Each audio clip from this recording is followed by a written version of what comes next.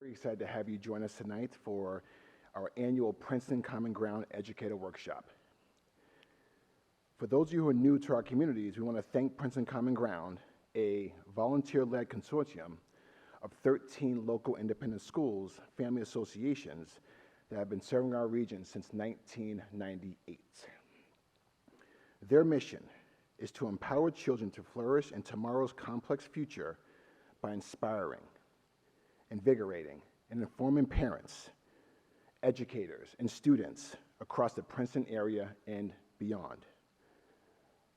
The purpose of this annual event is to bring together educators and families around topics that matter most to our children's growth and future. Tonight's program, Raising Entrepreneurs, a parent's guide to fostering an entrepreneurial mindset, is a timely and important conversation for all of us in this important work.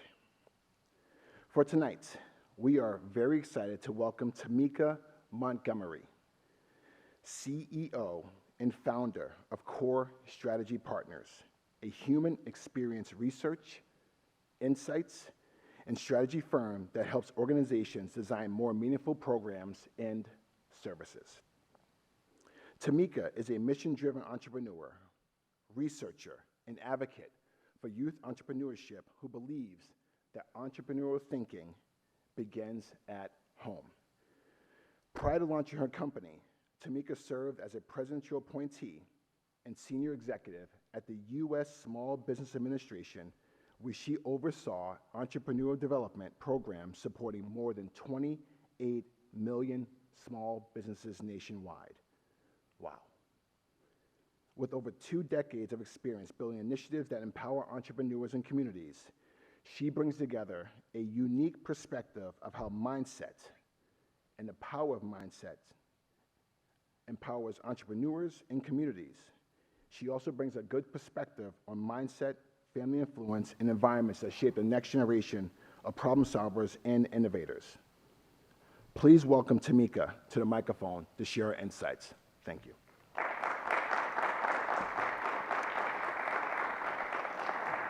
Thank you.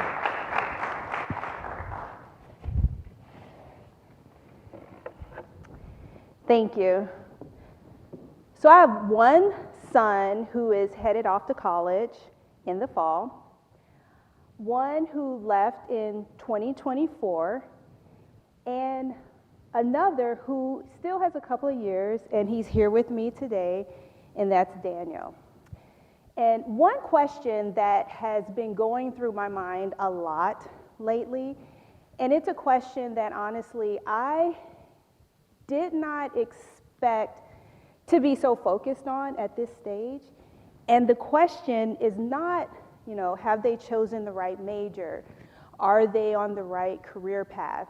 Have we always made the right calls? The question is, are they ready? And when I say are they ready, I don't mean are they capable, because I know that my boys are capable, but what I mean is, will they own their lives? When no one is prompting them, when no one is there creating opportunities for them, when no one is there telling them what to do next, will they take action? Because my fear as a parent is not that my boys will fail. Failure, we can work with, because failure teaches things that I can't. But my fear is that they would drift, that they would just go wherever life leads them instead of deciding where they want to go. I think as parents, we see who our children are capable of becoming, and my concern is that they will see it too and still wait for someone to make it happen for them. So let me tell you a little bit about who I am and why I am here sharing my parental insecurities with a room of strangers. So as he mentioned, for more than 25 years, my work has centered around supporting adult entrepreneurs. from designing programs, training them, connecting to resources, researching, and as he mentioned, right up until I was an Obama appointee at the U.S. Small Business Administration, where I had the opportunity to design programs for entrepreneurs across the nation. And one thing that I came to observe over and over again is that two individuals might come in seeking assistance. It appears that they might have the same education level, same access to resources, same business acumen. One person would take that information and just take off. And then the other person just couldn't seem to move forward. And it was interesting because it was like same starting point, different outcomes. And I came to believe that it had nothing to do with their ability, but it was about their mindset. And when I saw that, honestly, it scared me because I thought, I don't want that for my boys. So what I began to do was I asked myself a question, and that question was, how can I train my boys, or how can I create an environment that encourages them to approach life challenges like an entrepreneur? And not to make them business owners necessarily, but to instill with them the confidence and the resilience to take on whatever challenge life creates. And so that put me on a mission. And so I started having conversations. I interviewed more than 100 parents and their children. I spoke with teachers and educators, all with the hopes of really finding out what makes for entrepreneurial thinking at home. And whenever I talk about entrepreneurial mindset amongst children, two questions inevitably come up. And one question is, or two comments come up. The first is, so you're just trying to get kids to focus on making money? And the other question is, or comment is, you can't force that on the child. Not all kids are born to be entrepreneurs. And those are fair reactions, but I think they miss the point. First of all, there is no entrepreneur gene.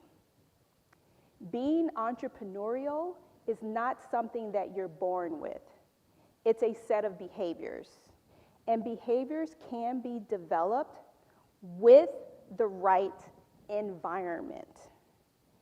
And so this isn't about raising up young, new CEOs, although I have no problem with that at all, honestly. But what it is, it's about helping young people take initiative, adapt to change, respond to things that are out of the ordinary, see possibilities where others see obstacles. So when I thought about this, I thought it doesn't matter whether a child chooses to become an artist, a teacher, a surgeon, or a tradesperson.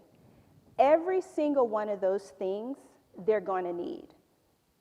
They are going to need to think like an entrepreneur. So, if it's so learnable and possible amongst all of our children, then why aren't more kids developing these skills? So there was a 2023 survey of about more than 130,000 young people. And the survey found that they rated themselves, their ability to, 70% rated their ability to respond to or cope to challenges as medium to low. 70%. So 70% rated their ability to cope with challenges from medium to low. So those kids don't lack the ability. What they lack is practice. And not practice in school subjects, but practice in navigating life. And so in my conversations with parents and educators, and a pattern emerged. And I want to talk about 3 things that I saw in that pattern. And it not only emerged in my conversations, but honestly, it has emerged in my own parental experience. So the first pattern is that we step in too soon. And what I mean by that is before they've had a chance to sit with a problem and figure it out, we've already solved it for them. And what we've done when we do that is we rob them the opportunity to solve the problem for themselves. The second thing that we're doing is we soften the landing. We make sure that it's not too hard for too long. And what we do then is that we jump in, and what we make it where right before a critical moment, that critical moment where a kid says, okay, that didn't work, now what? It's that now what where we kind of cut off. It's that now what where they have the opportunity to be a creative problem solver and to build resistance and to build resilience. And then the third thing that, the third pattern that I saw was that we train them to trust us first. And what I mean is they wait for direction, they check before they act, and they look for our approval before they move. And they learned that from us, out of our responsive parenting, out of our love, which is fine. However, when we begin to recognize those patterns in us, we can also have the opportunity to change our approach. So I want to introduce you to my boys. So as I mentioned, I have 3 boys. And whether they have liked it or not, they have been guinea pigs in this experiment of mine. And something that I want to say up front, because I think it's important for this conversation today, is that my boys are 3 completely different human beings. Same household, same intentional parenting, different outcomes. And how it presents itself, very different.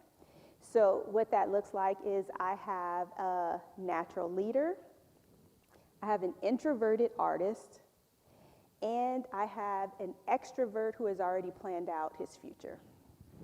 Right there.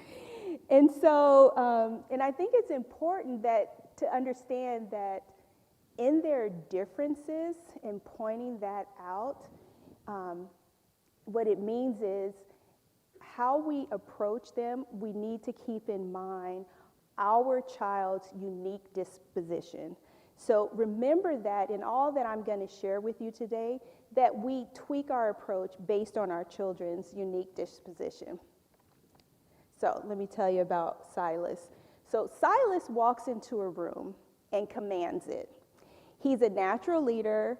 He's passionate about everything he gets himself involved in, and he's a great speaker. So when Silas was 9 years old, he wanted to fly to Denver to visit his grandmother. And so I said, you know, you can go, but the tickets are $300 and that's not in the budget. But you can go if you could pay your own way. And so Silas said, okay, well, can I find free things on Craigslist and resell them? I was like, sure. So he went on Craigslist. I helped him go on Craigslist. He found free things. His father went with him to pick those things up. I helped him to post those things on Craigslist. He also washed cars and sold cookies. And over that summer, he raised the money, the $300 and more, to purchase his own ticket. So he earned his own ticket.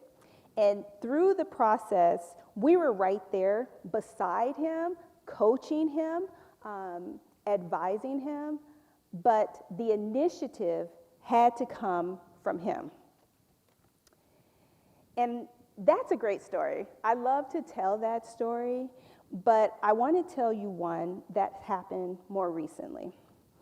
So his freshman year of college fell apart like no one in our family could have ever imagined. Midway through his first semester, he was kicked out. And Silas appealed because he insisted that he was being wrongly accused. And he was successful in his appeal, and the school reinstated him, and he finished out his freshman year. But I have to tell you that that experience, it really shook him. And naturally, it shook us. And it changed how he saw that institution, and it also changed what he decided that he wanted for himself. So after his freshman year, he decided that he did not want to return. And instead, he said that he wanted to pursue a trade. So he stayed in the city where he had been enrolled in college. He got a job, and then he began to do research on how to become an electrician apprentice. And he applied, was selected, and last month he started as an electrician's apprentice. And so now Silas is 19 years old, and he's on his career path of becoming an electrician. And as you can imagine, there were moments along that journey, and honestly, there were a lot of moments along that journey where I wanted to step in, where I wanted to fix it, but I didn't, and my husband didn't. We didn't. And what we witnessed instead was something that we did not expect, or we could not have even planned. We saw so much real growth in our son, so much maturity, so much spiritual growth. And I watched my son figure out things for himself, figure out who he was, not because everything went smoothly, but because it didn't. It completely fell apart. And so what I realized is that resilience was already in him, and it took that situation, or it required that situation to really fully bring it out within him. Now, Isaiah is completely different from his brother Silas, as well as his brother Daniel. So where Silas walks into a room and he commands it, Isaiah quietly comes into a room, observe it. He's reserved, no fluff, to the point, and hates public speaking. And he's an introvert who does not mind telling you that he does not like to be in the spotlight. But Isaiah, his spark, his interest is drawing. And when he discovered it at a young age, it just clicked. And from that moment on, he began to research courses on color theory and anatomy and digital illustration. And he taught himself how to draw. It wasn't required. It wasn't something that we controlled. It was completely self-directed because it was something that he loved and he wanted to know. And Isaiah's skills have led him to receive many awards. He's won many competitions. And as a result, he has been asked to design logos and create commissioned artwork. And with the money that he has earned, he has then invested in his tools to be able to do more with his art. Now, something that I want to be honest with you about with Isaiah is, if you can imagine, with me and my background in small business and entrepreneurship, my brain is just going like, oh, he's this artist, he could do this and this, and there's that temptation to really want to guide and push and direct it. But I had to have a serious kind of conversation with myself. And that was that I could not expect Isaiah to show up in the same way that his brothers might show up when opportunities were created for him. He doesn't respond the same.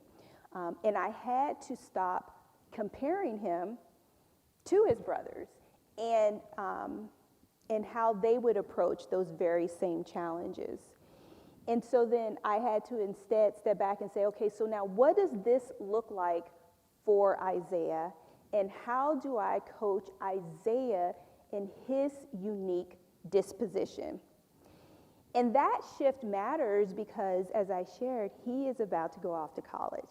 And when you think about it with Isaiah, it is natural that one would think with his skill set that he's going to pursue art or illustration in college.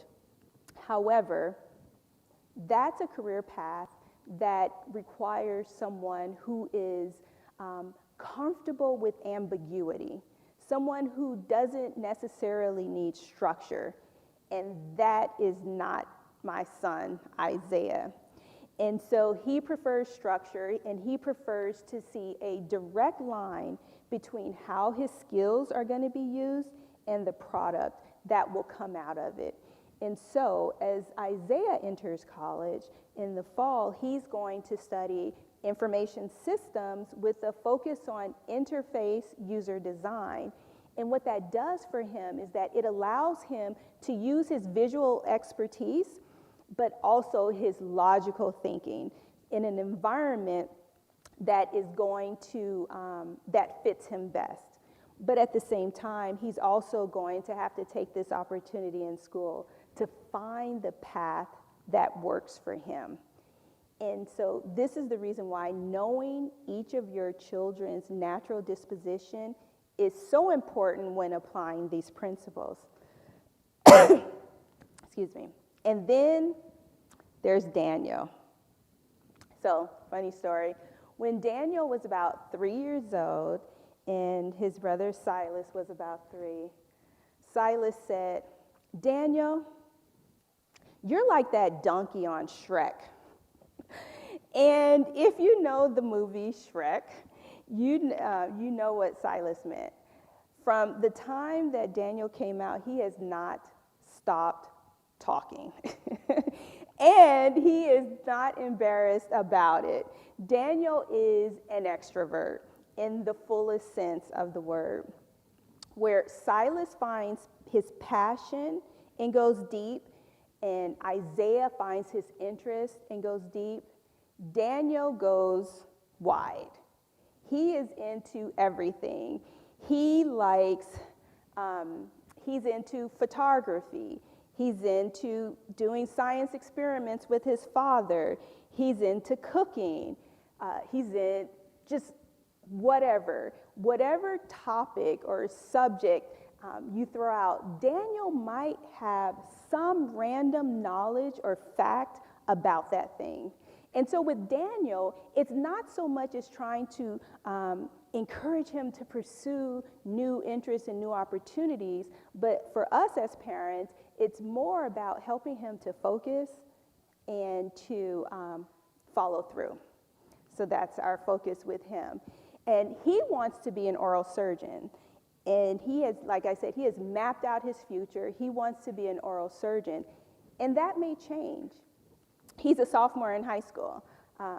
But what I do know about Daniel is that his willingness to step outside of his comfort zone and to try different things, that whatever it is that he chooses to go with, that those opportunities and that mindset of that openness, that fearlessness, is the right path and the right runway for him to ensure that he is able to be resilient and bounce back and to adapt to the change. And so now I want to share with you all 5 strategies that we have used intentionally in our household over the years to really cultivate and foster that entrepreneurial mindset. And one of the things I want to kind of take note of with respect to our strategies is that they are not complicated things. This is not rocket science. But what it does do, it does require us to have a shift in our parental instincts. So it's going to challenge some of your natural instincts as a parent. So the first strategy is don't be their ATM. So we started this one early with our boys. Money in our house has always been tied to work or effort. And so we've always had this principle that money is earned and not given. And with our boys, it's not about making your kids, this particular point is not about making your kids just solely financially driven or putting adult pressures on them. It's rather helping them have a mental shift. And that mental shift happens when a young person has to actually work to earn something. Something changes in them. They stop seeing you as the bank, and they start to understand that money is connected to effort. And they learn to identify something that they want and then to go make it happen. And because our boys have never had or never received a regular allowance, they think about spending differently than many of their peers. So when a kid who has had to earn his own money sees something that he wants, he thinks about whether or not it's worth what it's going to cost him to actually earn it. And so he becomes more selective about those things. And sometimes he decides he does not actually even want to buy that thing. And so that filter between desire and action is something that I don't think we could have just taught without having created this environment with our home. And so when Silas earned that airplane money, earned the money for his airplane ticket at 9 years old, we weren't just teaching him about money. We were giving him proof that he could set a goal, build a plan, and go after it. So that's the first strategy. The second strategy is to make them pay for their wants. Now, there's a significant difference, as we all know, in how we think about spending when we're spending someone else's money versus our own money.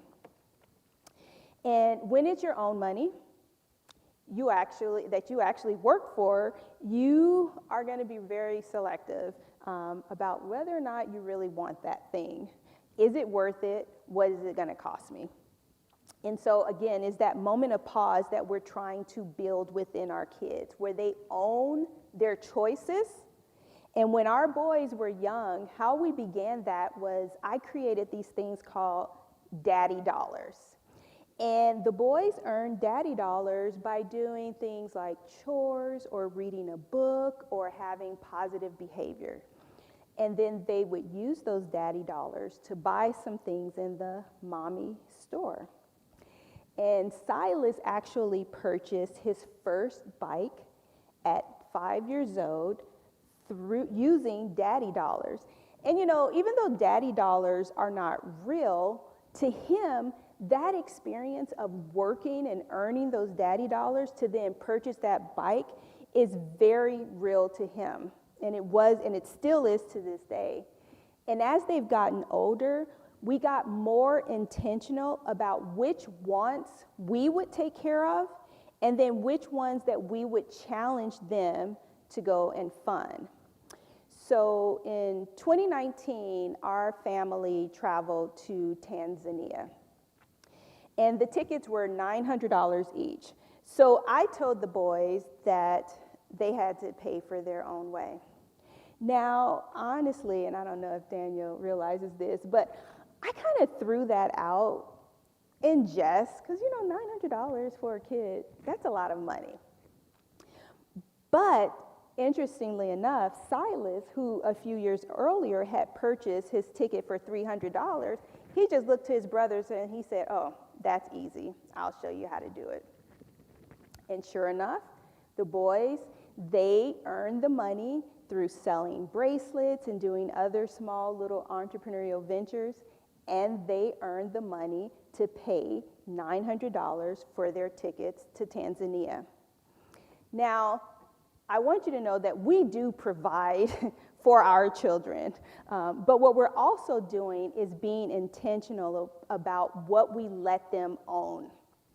And there's a difference between a parent who handles everything and a parent who creates space for a child to develop self-agency. And that's the space where I believe their confidence grows. Which brings me back to Daniel. So recently, both Daniel and Isaiah participated in a talent showcase. Well, Daniel won $500 for his oration. And I suggested to him that he save most of the money and he put a little bit aside for spending. And so then he came to me and he said that he wanted to get his hair braided in this fancy style and if I would pay for it. Now, even though they know how we are, they still try and test and see if they can get over. And of course, I said, well, you've just made $500. You can, if you want your hair braided, you can get it done. You can pay for it yourself. And so he weighed the cost, and you look at him today, his hair is braided in this fancy style, and he paid for it. And so he clearly felt like it was worth it. And again, it's that pause, that owning your choices and weighing whether or not to spend his own money. That is where the muscle that we are building within our boys. And it's small, and it starts with small things, and it grows to other financial decisions and life decisions as well. The third strategy is to leave room for want.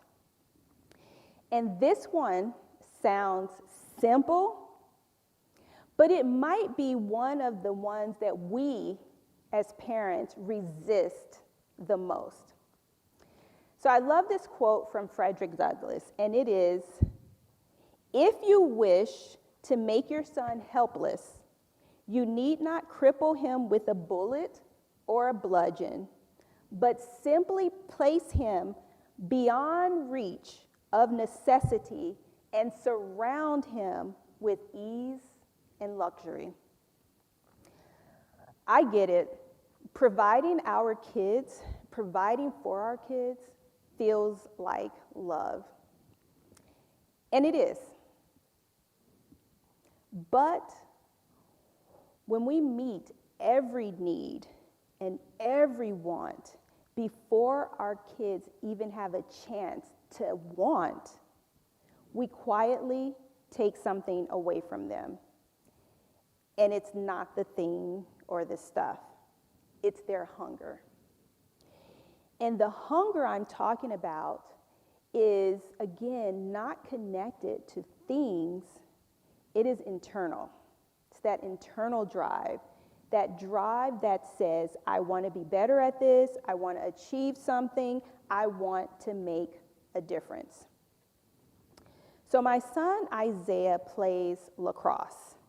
And when he was in the 9th grade, he kind of new into the game. He wasn't very good, and he was one of the smaller players. Well, after that season, he really decided that he wanted to improve his skills. And so he set a time every day, 3 or 4 o'clock, he was outside practicing his skills, and came back the next season, and he was much better. Then he decided, as I mentioned, he was one of the more smaller kids on the team, that he wanted to bulk up and build his body. And now he has a specific time, 3:30, every single day. He's in the gym working out, and then when he came back for lacrosse season, he looks like the Incredible Hulk. And so it is that internal drive that he identified this thing that he was hungry for, and then he puts the effort in to make it happen. Another example that I want to share with you is a young woman who I interviewed. And this young woman, her hunger, the thing that she became passionate about was around food insecurity. And what happened was she saw a classmate who was humiliated because his home did not have food. They did not have food in his home. And so that lit something within her. And so she started making calls, and she learned about food banks and learned about specifically food bank inaccessibility in her part of Georgia. And so she decided to create a food pantry within her high school and developed a club around it so that other kids who are dealing with food insecurity would be able to have access to food, but in a way that doesn't make them feel humiliated. Now, that young girl, she was hungry to solve that particular problem. And the process that she went through to create the food bank or the food pantry and the things that she learned, she could have never learned those things in a classroom. It was only through this particular experience that she was able to use all of these different skills and learn so much about herself and her ability to make something happen. So my question for you to think about is your child hungry? Do they want for anything? Or have you met all of their needs and given them everything? This young lady, she found that thing that she cared for. And so what I would encourage you is, as your child finds that thing that they're hungry for, feed it, encourage it, but we have to be careful not to over-manage it. The fourth thing that we do in our home is we really encourage the spark, encourage their spark. And so I'm sure that you've heard at some point, we were just talking about this today, where kids may say, your child may say, or a student may say, when will I ever use this in real life? And if we're honest, a lot of times they are right, because there are some things that we've learned that we didn't have to use. But I think at the end of the day, what the kid is saying to us is, I'm learning to know things that don't connect with anything that actually matters to me. Entrepreneurs learn differently. They learn to do something. In school, we tend to learn to know. Entrepreneurs learn to do. And their direction and purpose shifts when there's a real reason behind learning. So when kids are encouraged to pursue what genuinely pulls them in, what I call, again, their spark or their delight, it changes their whole relationship to learning. So as I mentioned, Isaiah's spark is drawing. And that curiosity led him to digital illustration. And that led him to find the courses that he was interested in to develop the skills that he felt that he needed. It was not a requirement. There was no school assignment. He did it because he wanted to become better, and it was something that mattered to him. And so the spark doesn't have to be a hobby or a big project. It can be a cause, like the young lady with the food pantry. It can be a problem, solving a problem, a question. So that spark can look like a whole bunch of things, that thing that they keep coming back to. But our job as parents is to pay close attention and to know what really gets them excited and then lean into it and encourage them through that, because through that process, they're going to learn so many other things. And the fifth strategy, this one here, I think is the hardest for me, and you may find it to be one of the hardest for you. And that is to step back and stay close. Everything in us, I know in me, is to fix it, is to want to fix it, to smooth things over, to step in before it gets hard. And that instinct as a parent really does come from our love. And I know it because I feel it with my boys as well. But again, when we act too quickly and too often, we send a message to our children. And that is, I don't really trust you to be able to handle this thing. And after a while, they really start to believe that about themselves. So stepping back is not stepping out. What I'm talking about is what I like to say is a specific posture where you're the coach or you're like the guide on the side, as opposed to trying to be the player out there on the field. You're still present, you're still watching, you're still available and asking really good questions, but you're helping them to think through their problems. And that right there, again, is how they begin to trust themselves. So when my boys come to me with a problem, I typically ask them, well, how do you think you should solve that problem? And they hate it. They don't like it. And I have to admit, sometimes it's quicker when we just get it done. It can be quicker. It takes time to really get them to process and to be their thought partner. But what I find is most of the time, they really don't need me to take over. They just need me to be their thought partner, someone who believes in them enough to let them take the lead. And so that's a very different posture that this is forcing us to be in, instead of that fixer. And it takes practice. And I really think it takes practice more for us than it does for them. And so we started really trying to build that muscle early in the boys, because I knew that as they got older, this is something that I really wanted them to feel confident in their ability to be able to figure things out. So with Silas's college decision in that whole situation, I made a deliberate decision to step back, to be hands off. And it was not easy, as you can imagine. Because it wasn't because I didn't have thoughts, I didn't have opinions, because I did. I had a lot. But I've seen what happens when a parent pushes a kid in one direction and then that thing doesn't work out for that kid, and then that kid comes back and says, hey, I did this because you told me to do it, and so this is your fault. And I knew that that was something that I did not want for me and my son in our relationship. And I wanted him to be able to fully and completely own his decisions. So I watched, I stayed available, and I answered questions when they came to me.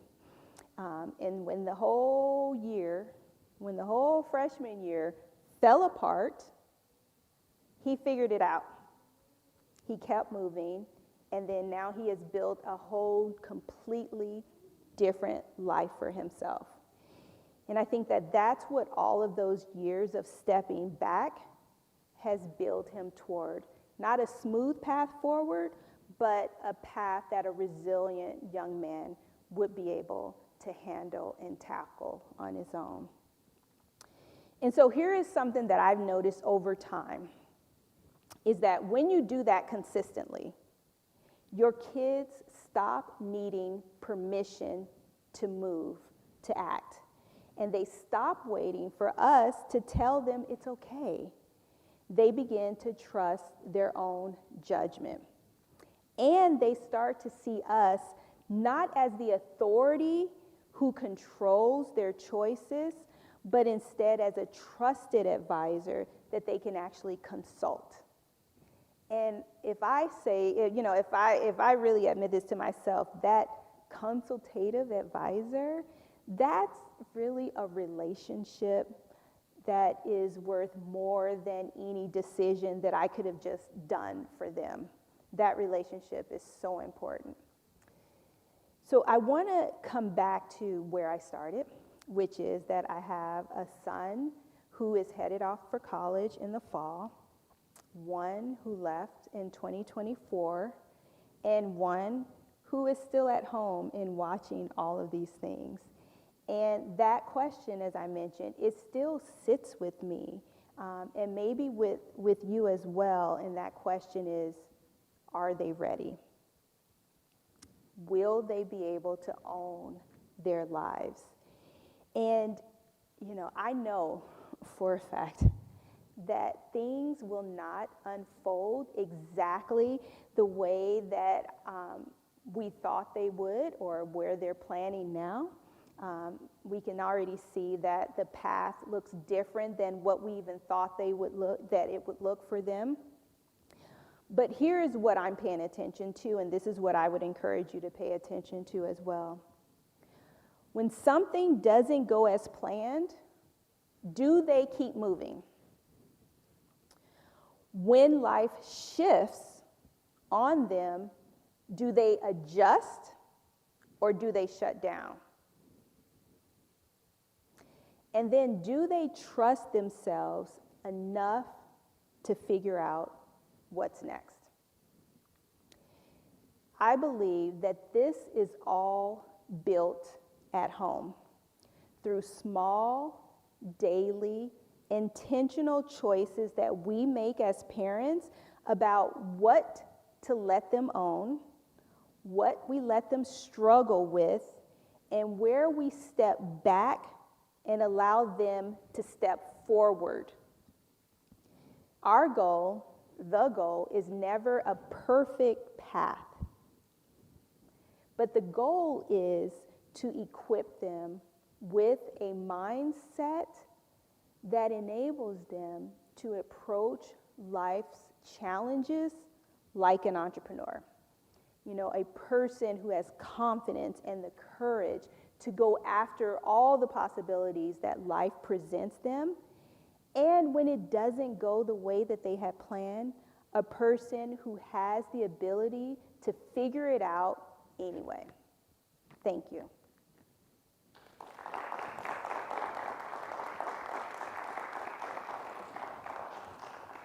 So I'm happy to answer any questions that you all might have. So let's have at it.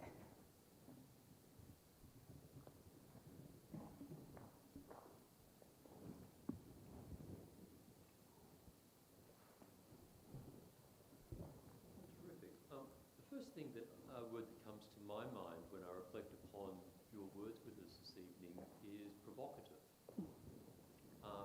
And perhaps it's that provocation which you've been seeking to engender within your own home environment, your own, if you will, milieu.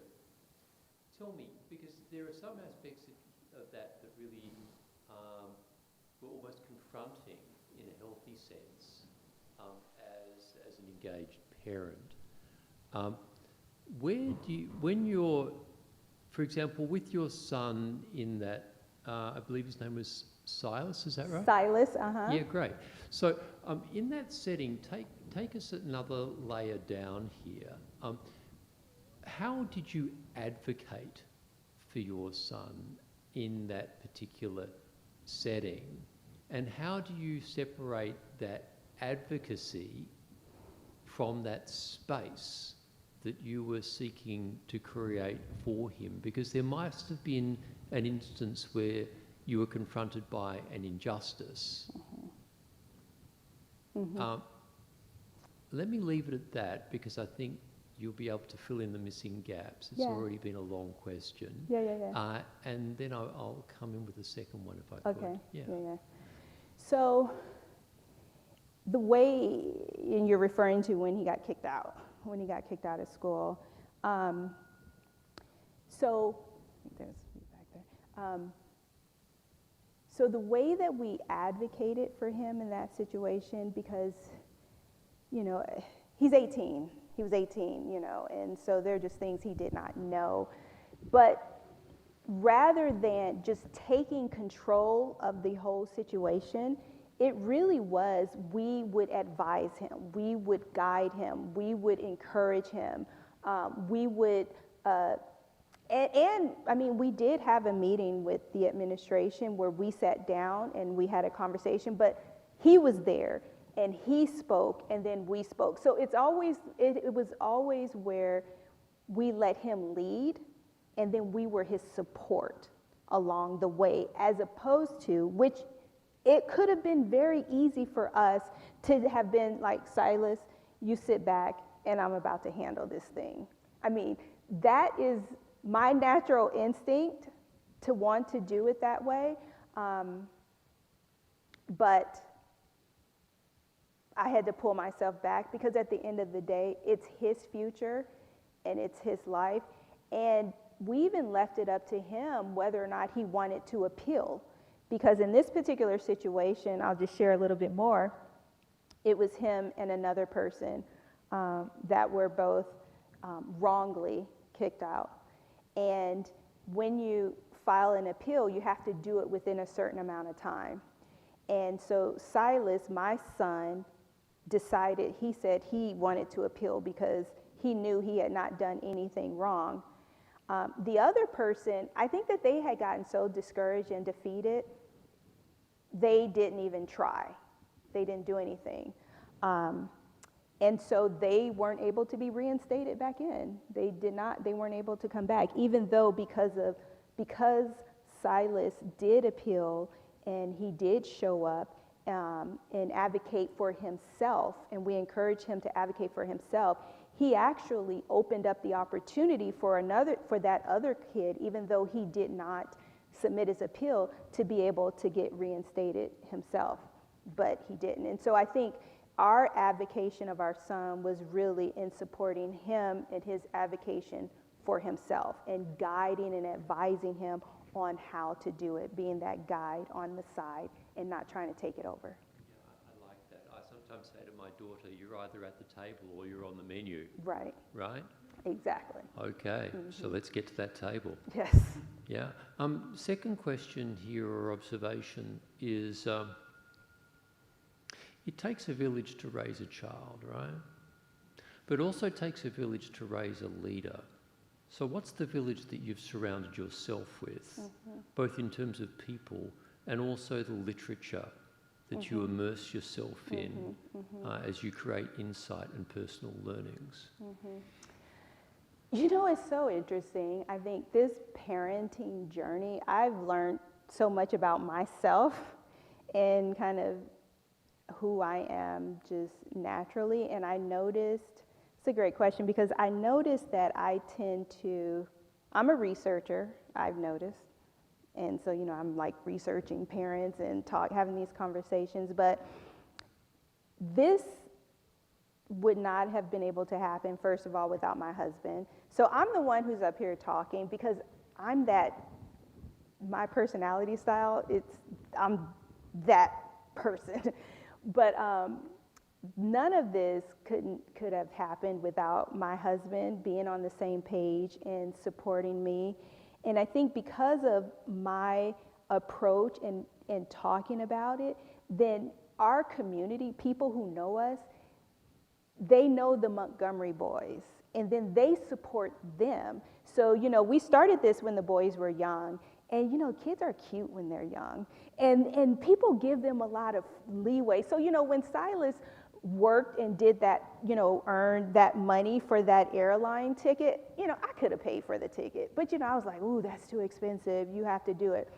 And so he's cute. So if he goes and knocks on the door of a neighbor in our neighborhood, oh, I want to wash your car because I'm trying to raise money to go, they're supportive of that. They see this young kid out there trying to do something positive. And, my husband and I, we were here, right? We were standing there, letting him do his thing and watching and observing. So I would say that is the village, our church. We have a community of friends who know how Tameka is and what Tameka is like, the entrepreneurship kind of parent. And so they encourage that. So yeah, my husband, church, neighbors. So it's almost like people are pulled in and they don't even really know that they're pulled in, and they're a part of the journey as well.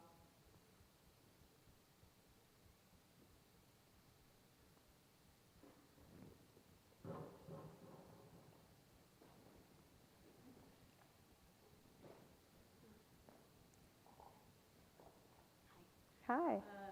So similar in that vein, I had to write it down because, okay. So being in environments with many loving family and friends, do you have any recommendations on how we can collaborate with our communities and not just having all of our communities, just giving everything that our children possibly want? So, for example, grandparents, loved ones, we're very blessed to be have these material means, but even so, sometimes as parents, we also work very hard to say, no, you can't have everything you want, but then they just go and turn to grandma or an auntie or an uncle and then it appears. Yeah. So how do you have any recommendations on how to collaborate between families? Yeah. It's interesting because I think we talk about this a lot. Like our family, people know how we do things. And so I think our parents in our family, they like the stories. They like to see this journey themselves. So we don't tell our family not to give things to our boys. But to be honest, the things that our family, my mom or my husband's mother would be giving the boys would be, small little gifts here and there. So we're not going to prevent them from doing that. But I do think it's when people understand what your mission is and what your approach is, even having a conversation with them and saying, hey, let's, I'm going to ask if you can pull back on this. Or, maybe it's half and half. So let's say, for example, like that Tanzania trip, $900, I threw it out there thinking, my husband and I aren't going to go to Tanzania and leave the boys at home, but to them, they're like, oh, we got to raise this money.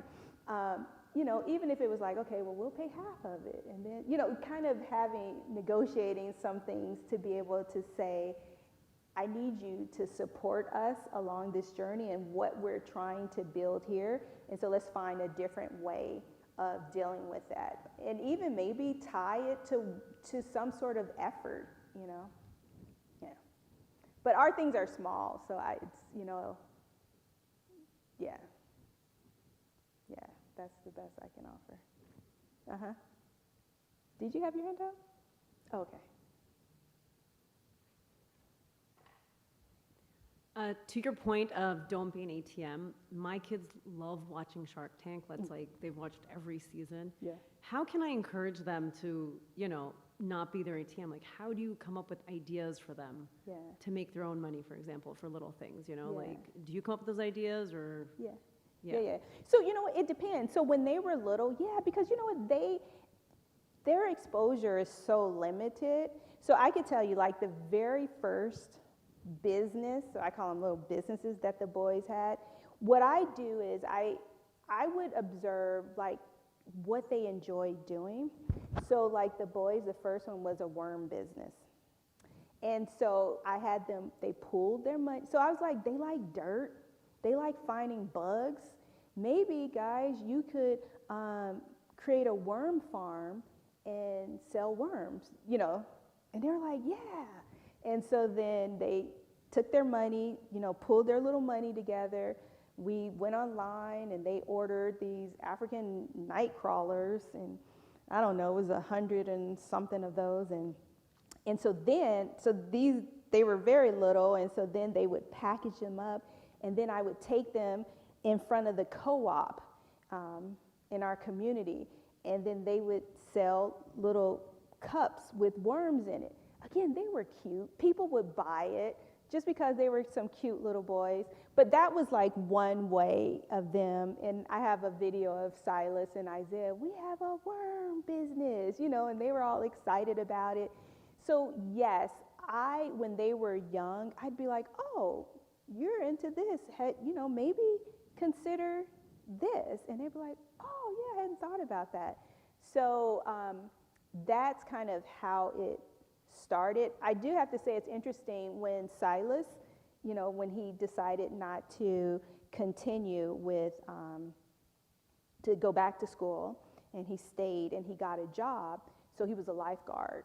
So he had been a lifeguard in high school, and so in Baltimore, which is where he was at school and where he stayed, he became a lifeguard at the YMCA. So he got that job, but he needed more money.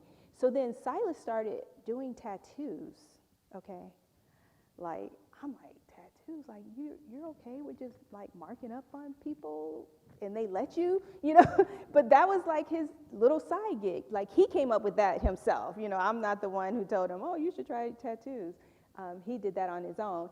But I think as they get older, they begin to open their eyes and they see opportunity. Whereas before, when they're young, I'll say, oh, I think you like such and such.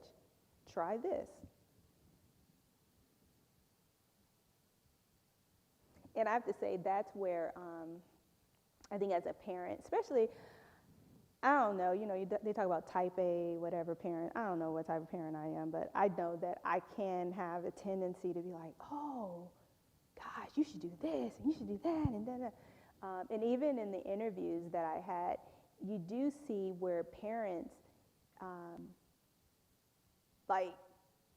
it's their thing technically. It's just like the kid is the face of it, but it's really the parent. And what I've really tried to do is not be that for the boys. It really is their thing. And so if you don't want to do it, I'm cool with it, because honestly, it takes a lot of effort for me to take you out to these things, get your supplies and be there for you. It takes a lot of our time and effort. And so I always want to make sure that if they don't want to do it anymore, then that's fine. And so I know this evening somebody had asked, or earlier today, somebody asked Daniel, like, well, what business are you doing now? And for us and the boys, they never had like one business consistently. Like it's more of like they turn it on and turn it off, turn it on and turn it off. And that's when I was saying, like, we've never given them an allowance. And so as such, because they've never been given an allowance, they're really not constantly spending money that needs to be replenished. It's typically, oh, they want something. There's something out there that maybe they would like to get or whatever. And so then they might turn it on so they can earn the money for it. And then they meet their need, and then it gets turned off again. And then that also gives them an opportunity to try a lot of different things to see, oh, I like doing that, or I didn't really like doing that. Yeah.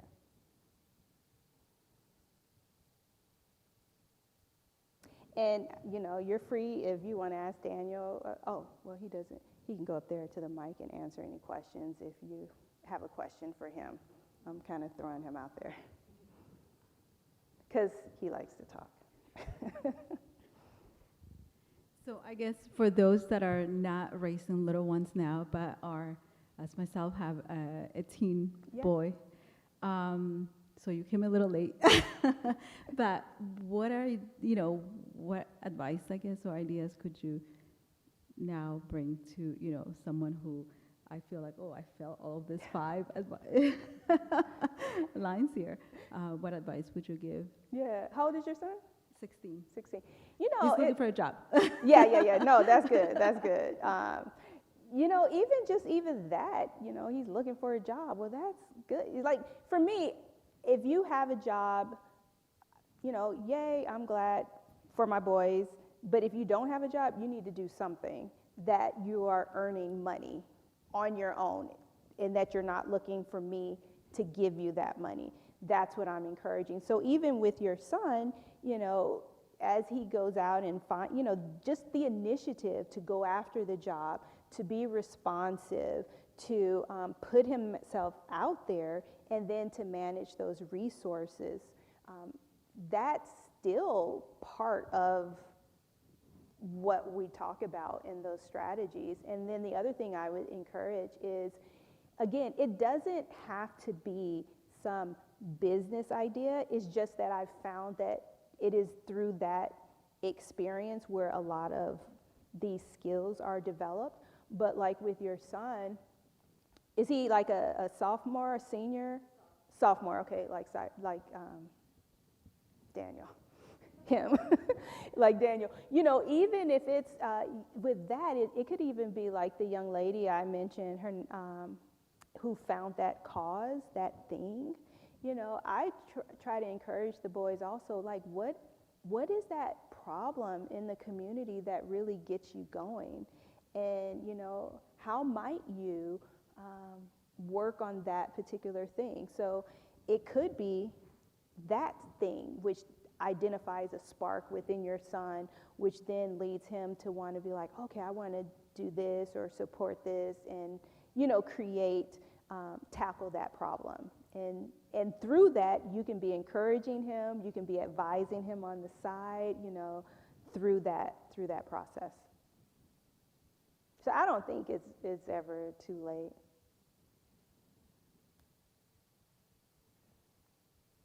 There's a question from online that I want to ask you. How do you find the balance between earning money but not becoming part of the rat race, but just finding happiness? Mm-hmm. How do I?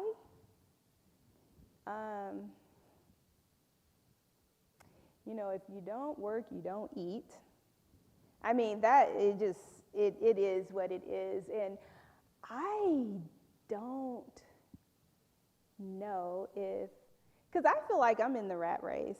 It just is what it is. But me personally, I think that I am not so consumed with the rat race that I'm not present with my boys and with my family. I have 2 years left with Daniel. And so, I want to engage him. I want to be a part of it. And so I recognize that, my work enables me the ability to have the flexibility to be present with him. So I'm thankful for that. So I don't know if I have a great answer to that, but I do find great joy with my family, and I'm really trying to cherish these last few years that I have with him at home.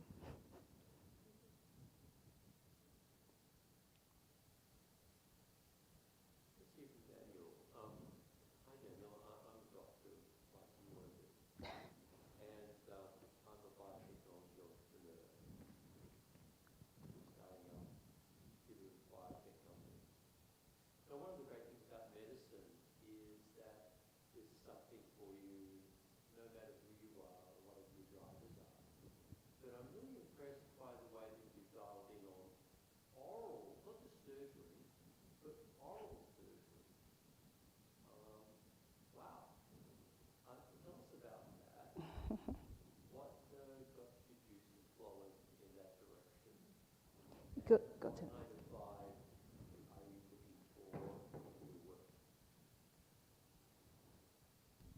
Yep. So, I guess. And you could turn around so you can say something. Oh, right. What really got me interested in the oral aspect of medicine and surgery is that when I was maybe 13 and younger, I had a condition called intranasal hyperdontia. So basically I had extra teeth, and on top of that, a tooth that grew in my nasal cavity, and it would cause me to have nosebleeds, like just constantly. And we didn't figure that out until maybe 2 years ago, when I had an X-ray and saw a little tooth in my nose. So we got it removed and solved that issue. And that really got me interested in that field. And because I had already wanted to be an orthodontist, specifically because I had wanted braces for a while because my teeth were low-key kind of jacked up. And I just really thought it was interesting, like the whole medicine field, but that's what got me really interested in oral surgery, was that experience. But I think what really intrigues me is the artistry and the technicality of it, because I really like art and find art in aspects of things that you might not usually see it, whether it's in the culinary arts or writing. I just always find that kind of artistic way to incorporate it in there. And so I really find it interesting, like the surgeons, they use their hands for everything. It's like an art, like technicalities, you have to be careful not to hit this, because if you do this, they might be paralyzed, and this person, you gotta do this. Like, it's very, like the anatomy and all that stuff is really, it's like an art. So that's what really got me interested in it, and it's like, wow, like I can really, it's a whole career. I can be an entrepreneur, be an entrepreneur, have my own practice, things like that, that allow me to be independent and work on my own schedule, but still strive for that artistry.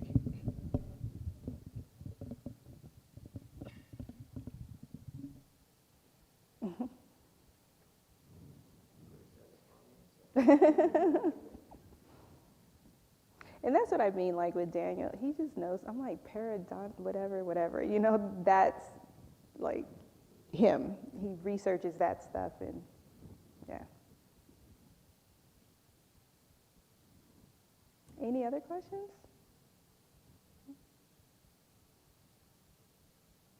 Well, thank you for the opportunity to just share with you. And I just want to say, like I said, with each of the things, those strategies that we've been doing with our boys, that I think we recognize that our kids are very different, and just looking at their unique disposition and just finding those opportunities to challenge them in these ways.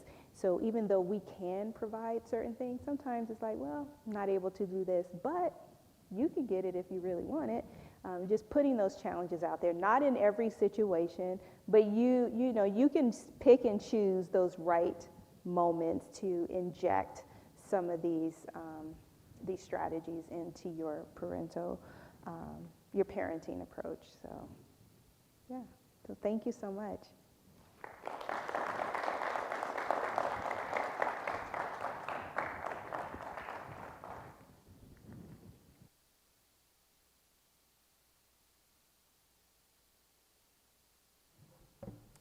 I just want to mention thank you so much to Tameka and Daniel for joining us today. This was a program that was sponsored by Princeton Common Ground, which is a consortium of 15 parent associations of independent schools in local Princeton area. We offer free speakers that we bring out, and they're always open to the public. So thank you all for joining us today, and thank you, Tameka and Daniel, again. Thank you.